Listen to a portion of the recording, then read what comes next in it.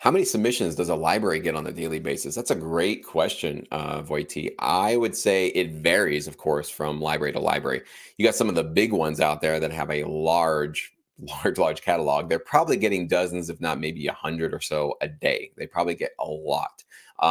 Some of the smaller boutique ones, the ones that you guys see in Sync Edge, probably getting a lot less because these are not companies. If you guys have noticed, a lot of these companies, when you guys are in Sync Edge, you've probably started noticing that you've never heard of them before. Like they haven't popped up on a search before and you haven't seen their websites. And it's like, I wonder why are they hiding, right?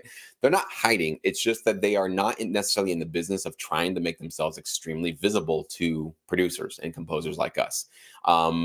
They have their ways of finding producers, composers. Obviously, Sync Edge is one way that they are finding new talent.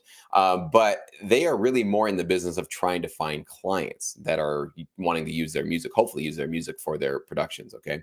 So with those type of smaller boutique libraries, I don't know. It might be a couple a day, but I think that's even at the high end. I know some people who actually own libraries who, maybe every week or so they'll get a couple of submissions, but it's not like every day they have hundreds and hundreds of them. Like these smaller companies, they are not being bombarded just because a lot of people just don't know about them. They're kind of one of the industry's best kept secrets. So good for you guys. Obviously, if you guys are submitting to them, you guys obviously have a much higher chance of getting accepted by them because you're not going to be 1 out of 100.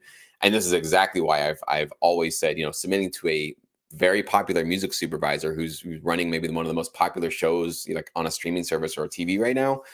Yes, they're getting hundreds, if not thousands, of people hitting them up on LinkedIn and messages and private messages and direct messages. Hey, check out my music, check out my music. You are just a bug in their ear. You're a little mosquito, among, a swarm of other mosquitoes. So very low chances that you're going to be standing out with a pitch to somebody like that. But with these boutique little tiny companies that are usually like 1 or 2 people operated, but they still have really awesome relationships, your chances again are really, really, really high that you can at least be listened to. I can't guarantee you guys get accepted, but at least listened to, paid attention to, hopefully responded and given some feedback. Even if they don't accept, hopefully give you some helpful notes to do that.